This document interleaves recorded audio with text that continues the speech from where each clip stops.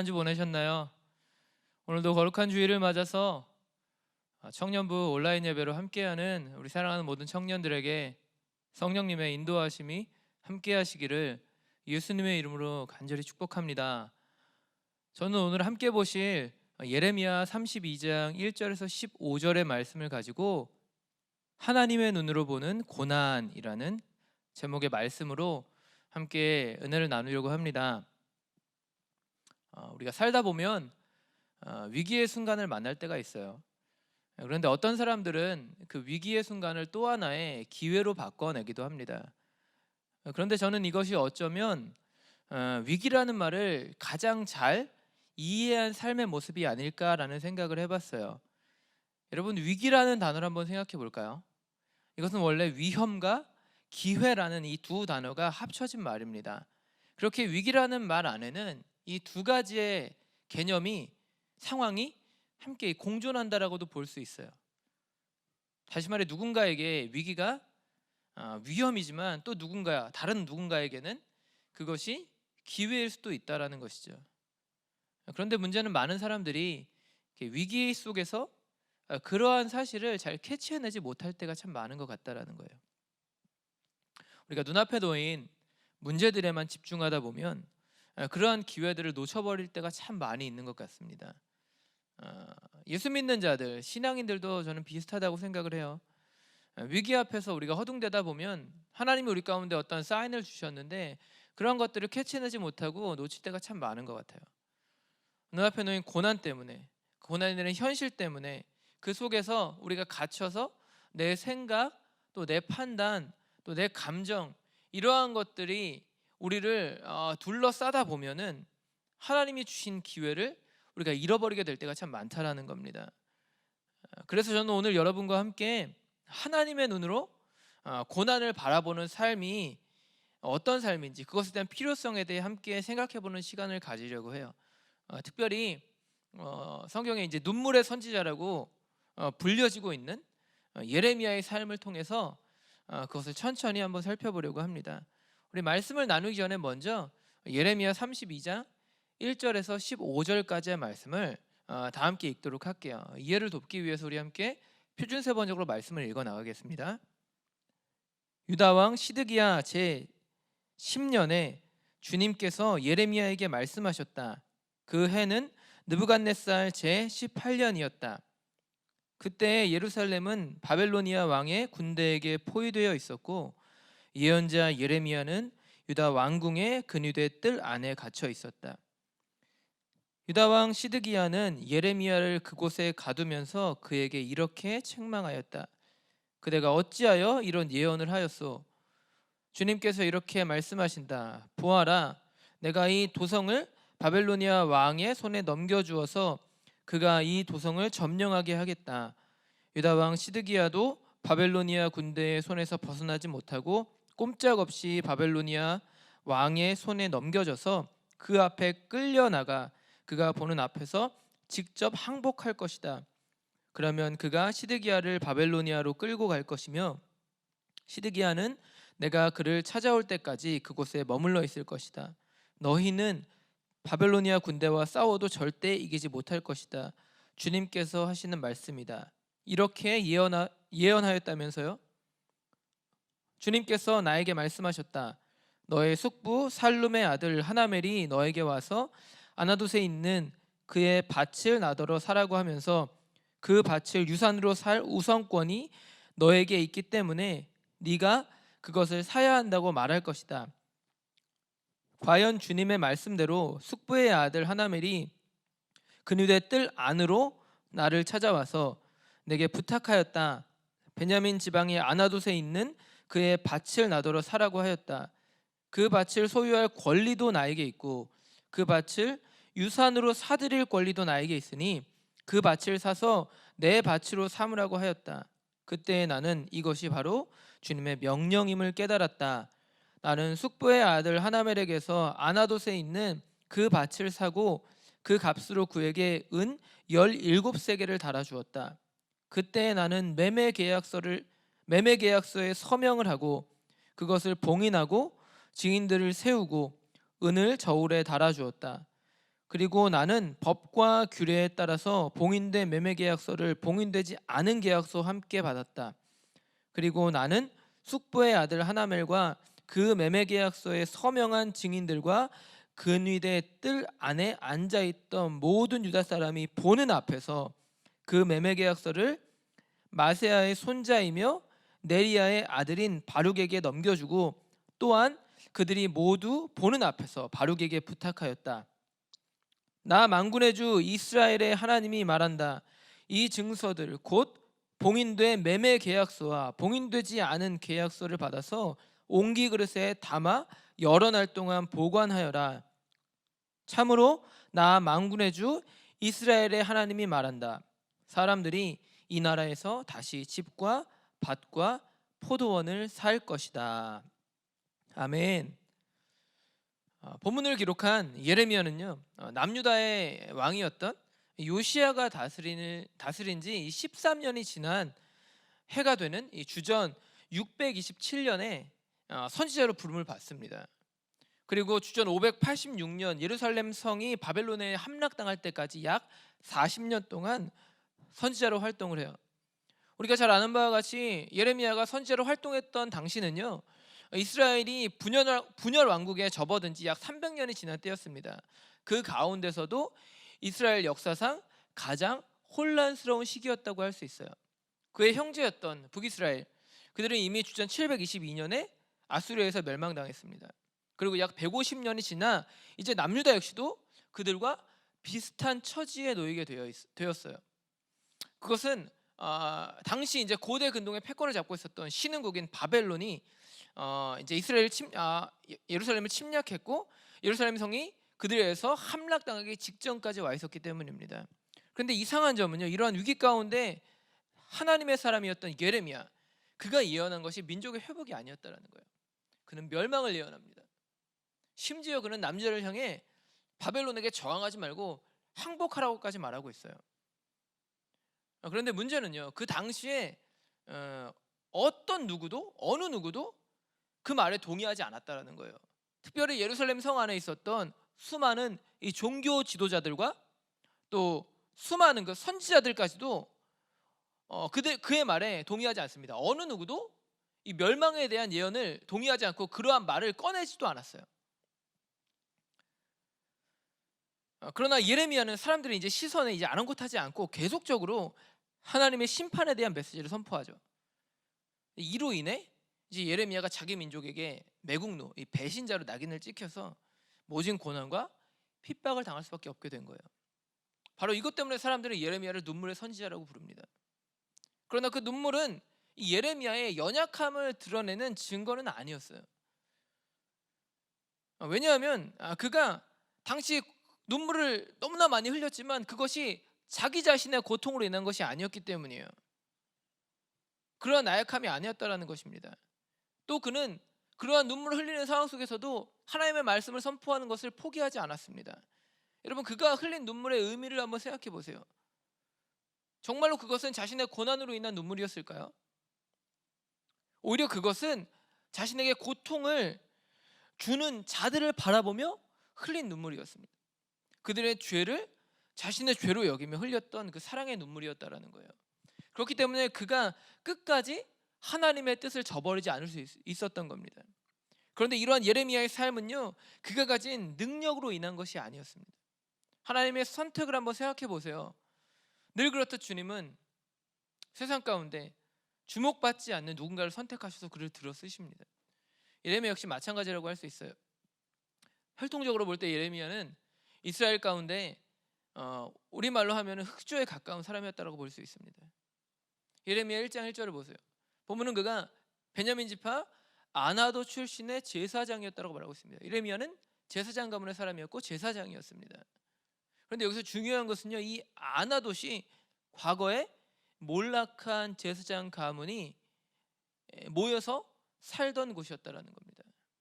당시 아나돗에는요, 다윗 시대에 이제 제사장으로 활동했던 유명한 제사장이었던 아비아달, 그의 후손들이 살고 있었는데요. 이들이 그곳에 정착한 특별한 이유가 한 가지 있었어요. 그것이 무엇이냐면 바로 이스라엘의 왕권 다툼 속에서 이 아비아달의 후손들, 아비아달이 줄을 잘못 썼기 때문이에요. 우리가 잘 아는 바와 같이 초기 이스라엘 두 번째 왕이었던 다윗, 그 다윗의 뒤를 이어서 솔로몬이 이제 왕위에 오릅니다. 그런데 당시 솔로몬이 왕으로 세워지는 과정이 그렇게 순탄하지만은 못했어요. 그것은 당시 그가 다윗의 넷째 아들이었던 아도니아와 이 왕권 다툼을 벌이고 있었기 때문이에요. 그런데 문제는요, 이런 상황 속에서 당시 이스라엘의 종교 지도자들이 이제 두 패로 갈리기 시작하는 겁니다. 당시 이스라엘의 막강한 권력을 가지고 있었던 두 부류의 제사장 가문이 있었는데요. 첫 번째는 사독 계열의 제사장들이었고요. 두 번째가 바로 아비아달 계열의 제사장들이었어요. 그런데 당시 왕권을 두고 시작된 이 권력 다툼에서 이 제사장들, 이 두 가문이 줄서기가 시작된 거예요. 사독 계열의 제사장들은 다윗의 뒤를 왕으로 솔로몬을 지지하기 시작합니다. 이에 반해 아비아달은 당시 다윗의 넷째 아들이었던 아도니아를 지지하기 시작하죠. 그런데 결국 그 싸움은 사독 계열의 승리로 마무리돼요. 솔로몬이 다음 왕권을 잡았기 때문에 이건 당연한 수순이라고도 볼 수 있겠죠. 그런데 문제는요, 바로 이때부터 아비아달 가문의 제사장들이 성전 중심의 제사에서 철저하게 배제되기 시작했다는 거예요. 그로 인해 자연스럽게 이제 권력에서 그들이 멀어지기 시작하는 거죠. 바로 이때부터 그들이 정착하기 시작한 지역이 예레미야의 고향이었던 베냐민 지파의 땅 아나돗이었다는 거예요. 이러한 역사가 예레미야 시대까지 이어지는 거죠. 여러분, 이러한 상황 속에서 예레미야가 주류 제사장들, 주류 선지자들과 결을 달리하는 삶을 살았어요. 그런 예레미야의 삶을 한번 생각해 보세요. 가만히 있어도 핸디캡 투성이었던 인생이에요. 혈통적으로 볼 때요. 그가 감당해야 될 만한 고난의 크기가 여러분 상상이 되시나요? 당시 예레미야는 제도권 밖의 사람이었습니다. 실패자로 낙인 찍힌 가문의 인생이었어요. 주류 사회에는 발을 들여놓는 것조차 쉽지 않았던 인생입니다. 그런데 이러한 상황 가운데 예레미야가 오늘 자신의 목소리를 내고 있어요. 무엇 때문에요? 바로 하나님의 말씀 때문에 그렇게 했다라는 거예요. 그러나 안타깝게도 그 어느 누구도 예레미야의 말을 들어주지 않는 거예요. 사람들은 하나님이 선택한 이스라엘이 결코 멸망당하지 않을 것이라고 믿었습니다. 북이스라엘은 망했을지 몰라도 다윗의 혈통을 따르는 우리는 절대 그럴 일이 없을 거야 라고 그들이 굳게 믿고 있었다는 거예요. 지나친 낙관론에 그들이 빠져 있었죠. 그런데 문제는 거기에 주변 정세를 보며 자신의 이익만을 채우려 했던 이 종교 지도자들의 욕심이 담겨 있었다는 거예요. 우리가 잘 아는 바와 같이 남유다는요, 심각한 우상 숭배와 또 도덕적인 타락 가운데 젖어 있었다는 걸 우리가 잘 알 수 있어요. 그런데 당시 이런 남유다의 타락은 단순히 이 정치 지도자들, 일반 백성들의 타락이 아니었다라는 겁니다. 이스라엘의 영적 부분을 담당했던 이 제사장이나 선지자들도 예외가 아니었어요. 이에 대해 미가서 3장 5절은요, 예레미야 비슷한 시기 가운데 일어났던 종교적 타락에 대해서 이렇게 말합니다. 예언자라는 자들이 나의 백성을 속이고 있다. 입에 먹을 것을 물려주면 평화를 외치고 먹을 것을 주지 아니하면 전쟁이 다가온다고 협박한다. 여러분, 무슨 말인가요? 당시 예언자들이 자신의 직무를 이용해서 자신의 유익을 위한 도구로 사용했다라는 거예요. 돈을 벌 수 있고 명예를 얻을 수 있으면 거짓 예언도 서슴지 않습니다. 돈을 받고 평화를 빌어주고 돈을 주지 않으면 전쟁 난다고 협박하는 거예요. 그렇게 사람들의 마음을 주무르면서 자신의 배를 불리기에 급급했다라는 것이죠. 그런데 이러한 상황 속에서 오늘 본문 1절은 당시 상황을 이렇게 설명하고 있습니다. 유다 왕 시드기야 제10년에 주님께서 예레미야에게 말씀하셨다. 그 해는 느부갓네살 제18년이었다. 여러분, 이때가 언제인지 아시나요? 역사적으로 볼 때 주전 587년이 되는 해였어요. 다시 말해 남유다가 바벨론에 의해 멸망당하는 586년, 그때가 다가오기 1년 전이었다라는 거예요. 그 정도로 지금 멸망이 코앞에 다가와 있다라는 겁니다. 당시 이 남유다는요, 바벨론의 이 정복 전쟁으로 인해서 예루살렘 성이 이미 성 주변이 다 포위당한 상태였어요. 그런데 문제는요, 그 어느 누구도 이것을 의식하지 않는 겁니다. 위기의 의식을 전혀 느끼지 않는 거예요. 2절을 보세요. 본문의 당시 상황을 이렇게 말합니다. 그때 예루살렘은 바벨로니아 왕의 군대에게 포위되어 있었고 예언자 예레미야는 유다 왕궁의 근위대 뜰 안에 갇혀 있었다. 여러분 함께 보신 본문을 통해 분명히 말하는 것은 바벨론에 의해서 예루살렘 성이 완전히 포위당한 상태였다라는 거예요. 그런데 지금 그들은 무엇을 하고 있습니까? 예루살렘 성의 멸망을 예언한 예레미야를 옥에 가둬두고 있어요. 그리고 그를 괴롭히고 있는 거예요. 당시 그들의 생각에는 예레미야가 하나님을 모독하는 말을 했다라고 생각했을 거예요. 예루살렘 성전은 그들에게 있어서 하나님과도 같았기 때문입니다. 그래서 그들은 성전을 보며 하나님이 우리와 함께 계시기 때문에 우리는 절대로 망하지 않을 거야 라고 외쳤다라는 거예요. 이것은 다윗의 형통을 따라 세워진 이 남유다 왕조를 생각해 볼 때도 그들의 배경과도 잘 맞아떨어지는 이야기라고도 볼 수 있죠. 그런데 그들은 이러한 생각 이전에 자신들의 삶을 먼저 돌아봐야만 했어요. 한번 생각해 보세요. 그들이 가진 종교적 외형 말고 그들이 자랑할 수 있는 것이 또 무엇이 있습니까? 하나님 앞에 순결한 삶을 살았습니까? 공의와 정직을 따랐나요? 우상을 제거했습니까? 전혀 그렇지 않죠. 돈이 되고 명예를 얻을 수 있으면 그들은 무슨 일이라도 할 수 있는 자들이었어요. 그런데도 그들은 터무니없는 낙관론 속에 빠져 있습니다. 선택받았다는 그 자부심이 맹신이 되어버렸어요. 그래서 옳은 말을 하는 예레미야를 지금 핍박하고 그를 가둬놓고 그를 조롱하고 있는 거예요.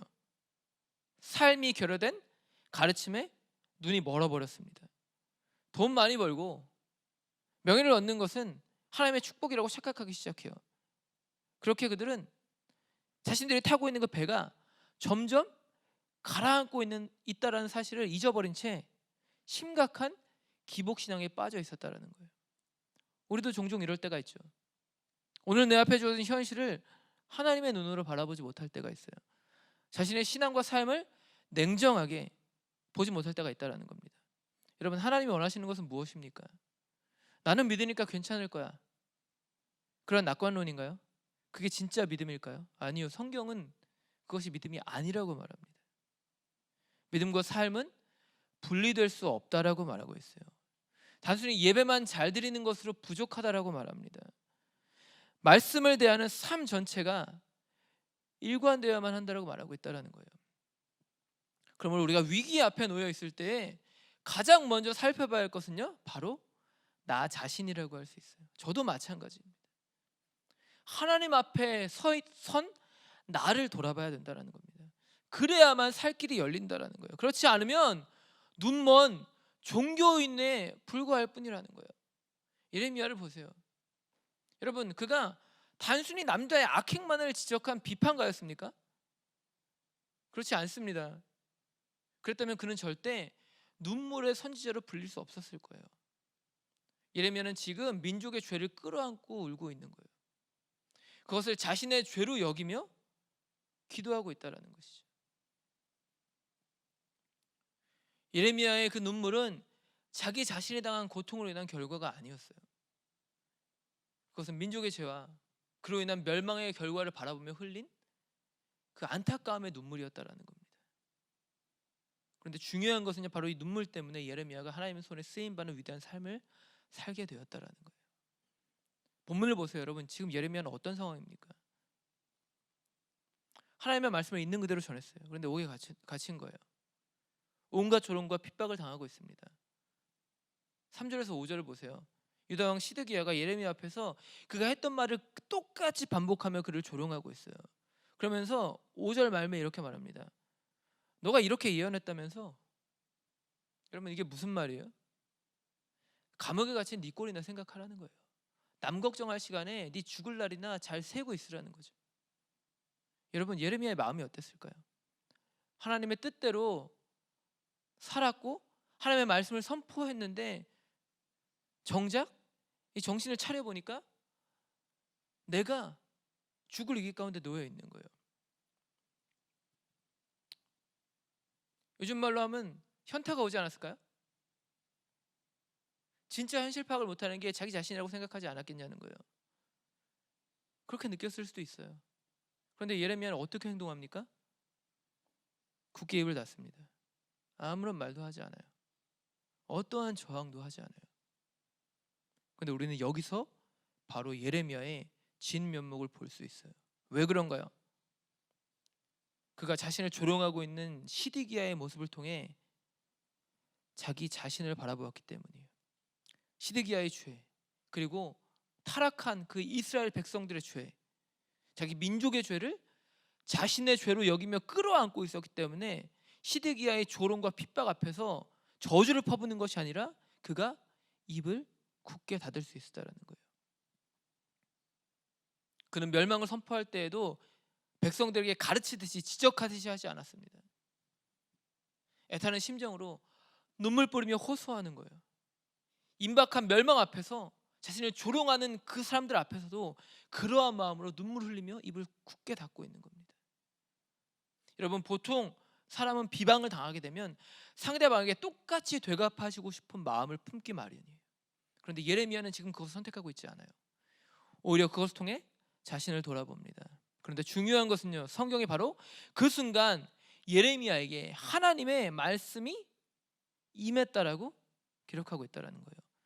그가 굳게 입을 닫은 그 순간 도무지 이해할 수 없는 하나님의 계획이 그의 눈앞에 펼쳐지기 시작하는 겁니다. 이에 대해 본문 6절과 7절은 이렇게 말합니다.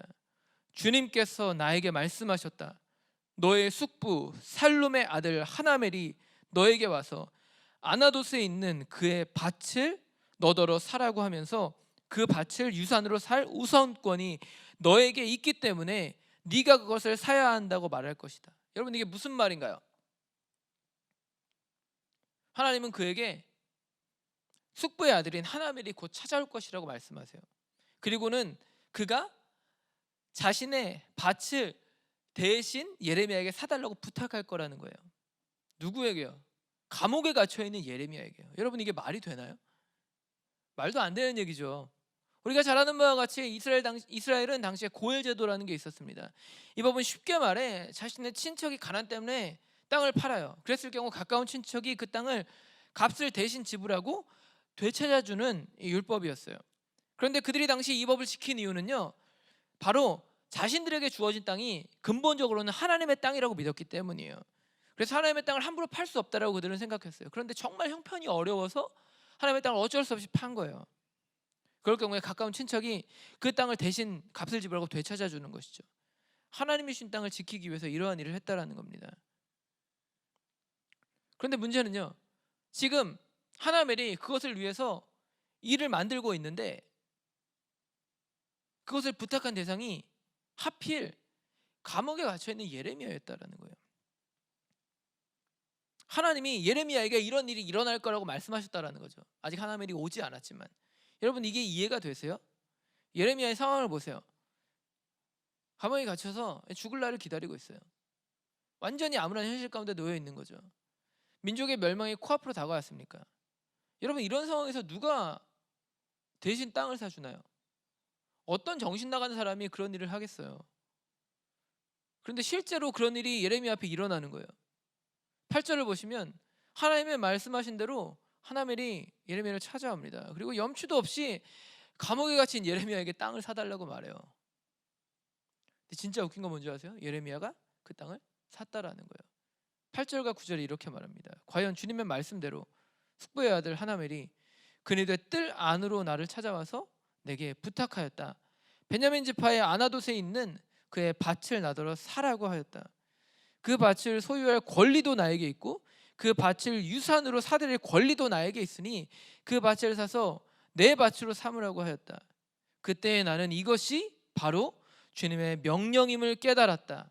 나는 숙부의 아들 하나멜에게서 아나돗에 있는 그 밭을 사고 그 값으로 그에게 은 17세겔을 달아주었다. 여러분, 일반적으로 볼 때 예레미야의 행동은 전혀 납득이 가지 않을 수밖에 없어요. 어느 바보가 죽기 전에 땅을 삽니까? 그것도 곧 망이 없어져 버릴 나라의 땅을요. 근데 예레미야는 그 땅을 지금 사요. 그러면서 8절 말미에 이렇게 말합니다. 그때 나는 이것이 바로 주님의 명령임을 깨달았다. 여러분, 당시 예레미야가 깨달은 것은 무엇일까요? 그것은 바로 멸망 이후에 일어날 일이라고 할 수 있어요. 예레미야 29장 10절을 보세요. 본문을 통해 그는 나 주가 분명히 말한다.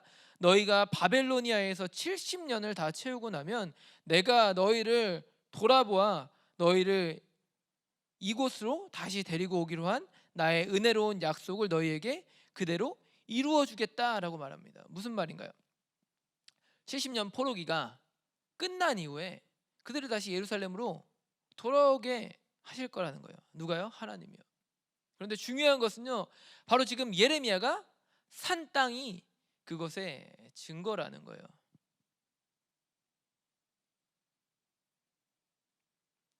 마치 창세기 아브라함이 사라의 무덤을 돈을 주고 사는 것처럼 그것은 예레미야의 땅이 아니라 하나님의 땅이었다라는 겁니다. 값을 지불하고 하나님의 땅을 샀기에 하나님이 약속의 날이 기간이 70년이 채워지고 나면 그 땅에 돌아오실 것이라는 그 확증으로 그 땅이 자리 잡을 수 있었다라는 거예요. 그래서 한 채의 망설임도 없이 그 땅을 사기로 그가 결심하는 것이죠. 12절을 보세요, 여러분. 심지어 그는 자신이 조롱했던 사람들이 보는 앞에서 계약서를 작성합니다. 이 모습을 보고 사람들이 어떻게 생각했을까요? 아, 저거 이제 드디어 미쳤구나. 지금 자기가 죽기 일보 직전에 땅을 사고 앉아있어? 저 완전 미친놈이네. 이렇게 생각했을 거예요. 그런데 예레미야는 그들이 보는 앞에서 땅을 사요. 그 시선에 전혀 아랑곳하지 않고 그 일을 합니다. 그리고 이제 하나님의 말씀을 선포하기 시작해요. 14절과 15절 이렇게 말합니다. 나 만군의 주 이스라엘의 하나님이 말한다. 이 증서들 곧 봉인된 매매 계약서와 봉인되지 않은 계약서를 받아서 옹기 그릇에 담아 여러 날 동안 보관하여라. 참으로 나 만군의 주 이스라엘의 하나님이 말한다. 사람들이 이 나라에서 다시 집과 밭과 포도원을 살 것이다. 아멘. 여러분, 대중의 입장에서 보자라면 예레미야는 정신 나간 사람이에요. 그러나 하나님의 눈으로 보자면 그는 일반적인 사람들보다 몇 수나 앞선 시대를 보는 사람일 수밖에 없습니다. 왜 그렇습니까? 그가 지금 70년 이후를 보고 있기 때문이에요. 하나님의 비전을 선포하고 있기 때문입니다. 그런데 정말 중요한 것은 이러한 결단과 선포가 바로 죽음의 칼이 임박한 감옥 안에서 이루어졌다는 거예요.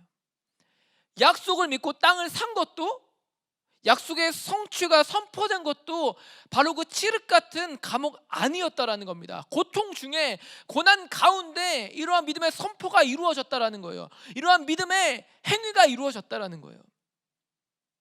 여러분, 이보다 더 중요한 것은 뭔지 아세요? 바로 이것이 예레미야 한 사람, 한 개인의 비전이 아니었다라는 거예요. 이것은 하나님이 움직이시는 시대와 역사를 향한 비전이었습니다. 여러분, 예레미야가 진짜 위대한 이유가 뭘까요? 개천에서 용났다라는 말처럼 그가 불우한 환경을 뚫고 승리한 것, 이것이 예레미야의 위대함입니까? 아닙니다. 예레미야의 위대함은요, 그가 고난 중에도 하나님의 마음을 품었다라는 것, 바로 이것이 예레미야를 하나님의 사람 예레미야로 만들 수 있었던 가장 중요한 핵심 포인트였다라는 거예요. 여러분, 생각해 보세요. 그가 이룬 승리가 무엇인가요? 개인적인 승리입니까? 아닙니다. 그러나 아무것도 얻지 못했어요. 개인적으로 보자면 가장 처참하게 패배를 당했습니다. 물론 그의 말대로 남자는 멸망해요. 그러나 그에게 이게 득이 될 게 뭐가 있습니까? 미래를 맞췄다고요? 그래서 칭찬받을 수 있나요? 배신자 소리만 안 들으면 다행이에요. 그런데 왜 이토록 성경은 예레미야를 높이 평가합니까? 그것은 그가 시대를 움직이는 일에 쓰임받았기 때문입니다. 자신 한 사람의 승리가 아니라 사랑하는 민족의 승리, 그것을 넘어 하나님의 승리를 추구했기 때문에 그가 이토록 위대한 사명을 이룰 수 있었다는 거예요. 여러분, 사람은 누구나 성공을 갈망합니다. 그러나 그 성공이 오직 나 한 사람만을 위한 것인 경우는 드물어요. 우리는 모두 관계라는 테두리 안에 살아가고 있기 때문입니다. 인생의 성공도 그것을 벗어나기 힘들다라는 거예요. 여러분, 왜 이처럼 아등바등하며 살고 있습니까? 개인의 만족 때문입니까? 혹시 여러분이 사랑하는 사람들, 여러분의 가족, 어머니, 아버지, 형제, 자매, 사랑하는 친구들, 그들 때문은 아닌가요? 저는 예레미야의 마음도 여러분 똑같았을 거라고 생각해요. 그런데 한 가지 차이점이 있습니다. 그것이 뭐죠? 그것은 예레미야가 하나님의 마음으로 그들을 사랑했다라는 거예요. 그렇기 때문에 그는 자신을 사랑하지 않는 자들, 자신을 비방하는 자들, 자신에게 고통을 안겨다 주는 자들까지도 품을 수 있었습니다.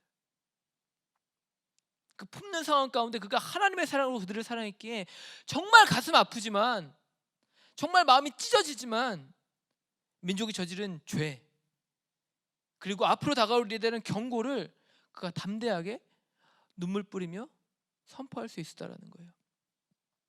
그런데 중요한 것은 뭔지 아세요? 바로 그것을 통해 예레미야가 승리를 만들어냈는데, 개인의 승리가 아니라 민족의 승리를 만들어냈다라는 거예요. 하나님의 승리를 만들어냈다라는 겁니다. 자신은 보지 못했지만 내 사랑하는 가족들, 내 사랑하는 후손들, 그들에게 전해줄 수 있는 승리의 증거를 그가 남겼다라는 겁니다. 여러분, 우리는 지금 인류 역사상 어쩌면 가장 어려운 때를 살아가고 있는지도 모르겠어요. 가장 풍족했던 때를 지나 전염병과 기근이 가득한 시대를 살아가고 있습니다. 그래서 일부의 크리스천들은 이것이 사람들이 저지른 죄 때문이라고 말해요. 맞습니다. 거기는 분명히 인간의 실수와 잘못이 있어요. 그런데 진짜 안타까운 건 뭔지 아세요? 그런 외침 속에 우리가 도무지 눈물을 찾아보기 힘들다라는 겁니다. 왜 그런가요? 그것은 대부분의 사람들이 그러한 외침 속에 나를 제외시키기 때문이에요. 너희의 죄 때문이라는 거예요. 그러나 성경은요, 그것을 통해 어떠한 변화도 만들어낼 수 없다라고 말하고 있습니다. 내가 울어야 돼요, 여러분. 내 죄를 붙잡고 내가 울어야 됩니다. 그들의 죄가 내 죄인 것처럼 내가 오늘 울어야 돼요. 그래야만 하나님의 회복의 약속이 주어질 수 있다는 겁니다. 여러분, 암울한 시대, 분열과 다툼이 가득한 이 시대 가운데 여러분 어느 편에 서시겠습니까? 죽이고 짓밟는 자리입니까? 아니면 살리고 일으키는 자리입니까? 여러분, 한 주간의 삶 속에서 살리고 일으키는 자리에 서시기 바라요. 그것을 위해 내가 죽기를 바랍니다. 예수님이 내 죄를 끌어안고 그 처참한 그 모습으로 십자가에 달려 죽으신 것처럼 우리도 그렇게 죽어야 된다는 겁니다. 여러분에게 예수 믿고 울어본 적이 언제는지 묻고 싶어요. 저에게도 동일하게 질문합니다. 혹시 여러분 기억조차 나지 않습니까? 그렇다면 여러분, 지금 우리가 울 때입니다. 멀리 갈 필요도 없어요, 여러분. 여러분의 삶을 놓고 우세요. 이 암울한 삶을 놓고 여러분, 시대의 현실, 이 암울한 현실을 놓고 울라는 거예요. 사랑하는 가족들을 위해서 우십시오. 가까운 친구들, 우리 주변에 있는 형제자매들, 여러분이 속한 공동체를 위해서 우세요. 그리고 여러분, 간절히 바라기는 교회 공동체를 위해 함께 울어주세요. 그러면 하나님이 시대에 꼭 필요한 해답을 우리 가운데 주실 것입니다. 그러면 한 주간의 삶 속에서 여러분, 우리를 위해 눈물 뿌리신 그 예수님, 그분의 마음을 품고 우리 역시도 고통당하는 누군가를 위해서 울어줄 수 있는, 또 시대를 대변할 수 있는, 하나님의 말씀을 대언할 수 있는 그 거룩한 삶을 살아내시는 저와 여러분 되시길 주님의 이름으로 축복합니다. 그것을 통해서 넘어진 자를 일으켜 그들의 눈물을 닦아주는, 그래서 우리가 살아가는 이 시대를 하나님의 뜻대로 아름답게 세워낼 수 있는, 다가오는 시대를 준비할 수 있는, 인내함으로 준비해내는 우리 모두가 되시기를 예수님의 이름으로 간절히 축복합니다. 기도하겠습니다. 하나님, 오늘도 우리 가운데 함께 하시고 인도하심을 감사드립니다. 고난의 때, 고통의 시대, 하나님, 우리가 바라보는 것은 무엇입니까? 하나님, 우리가 여전히 나 한 사람의 고통에만 갇혀 있다라면 하나님, 이제는 우리가 그 틀을 벗어나기를 원합니다. 하나님, 우리는 연결된 시대를 살아가고 있습니다. 연결된 사람들, 그들의 관계 속에 살아갑니다. 어떠한 문제 하나가 터지게 된다면 그것이 연결된 관계 속에서 나에게도 영향을 미치는 시대에 살아가고 있습니다. 전 세계에 창궐하고 있는 전염병의 이 아픈 역사가 하나님 그것을 증명합니다. 하나님, 이러한 시대 속에서 우리는 무엇을 해야 되겠습니까? 오직 나 한 사람만 바라보며 내 것만을 바라보며 그렇게 아등바등 살아야 할까요? 하나님, 우리가 시대의 아픔을 놓고 울기를 원합니다. 하나님이 주신 눈물을 가지고 우리가 기도하기 원합니다. 하나님, 우리는 사랑할 수 없고 하나님, 우리는 그렇게 살 수 없습니다. 하나님, 그러나 하나님이 우리 안에 우리를 위하여 죽으신 그 예수 그리스도의 마음을 부어주신다면 우리는 울 수 있습니다. 우리는 기도할 수 있습니다. 우리는 시대의 아픔을 놓고 우리는 눈물 뿌리며 호소할 수 있습니다. 하나님, 한 주간의 삶 속에서 썩어 없어질 시대를 바라보며 하나님, 헛되이 시간을 낭비하는 우리가 되지 않게 하여 주시고, 하나님이 이 어려운 시대 속에서 우리에게 말씀하신 것이 무엇인지를 우리가 분별하여 하나님의 뜻을 대변할 수 있는 예레미야와 같은 눈물의 선지자들이 될 수 있도록 우리 사랑하는 청년들을 축복하시고 우리의 삶을 인도하여 주시옵소서. 그것을 통하여 어려운 시대에, 감옥에 갇혀있는 시대 가운데 하나님이 주시는 희망의 메시지를 붙잡고 그 일을 행할 수 있는 우리 모두가 될 수 있도록 주님을 축복하시고 인도하여 주시옵소서. 함께 하시고 승리의 날을 바라보며 믿음으로 선포해내는 우리 모두가 될 것을 믿고 의지하며 오늘도 살아 역사하시며 우리의 생사복을 주관하시며 우리를 사망에서 건지신 우리의 구원자 나사렛 예수 그리스도의 이름으로 감사하며 간절히 기도드렸습니다. 아멘.